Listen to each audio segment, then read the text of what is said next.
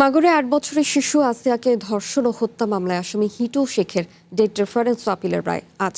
সোমবার বিচারপতি ভীষ্মদেব চক্রবর্তী ও বিচারপতি কে এম রাশিদুজ্জামান রাজার হাইকোর্ট বেঞ্চ শুনানি শেষে রায়ের জন্য এদিন ঠিক করেন।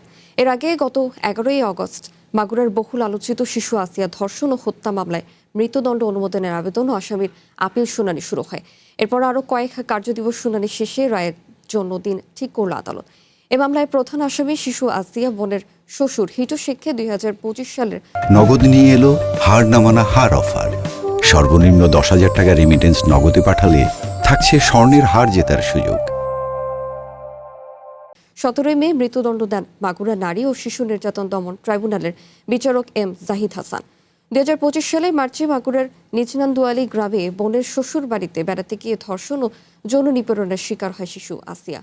গুরুতর আহত অবস্থায় তাকে প্রথমে মাগুরা ও পরে ফরিদপুরে হাসপাতালে নেওয়া হয়। অবস্থার অবনতি হলে তাকে ঢাকা মেডিকেল কলেজ হাসপাতাল ও পরে ঢাকা সম্মিলিত সামরিক হাসপাতালে ভর্তি করা হয়। সেখানে চিকিৎসাধীন অবস্থায় মারা যায় শিশুটি।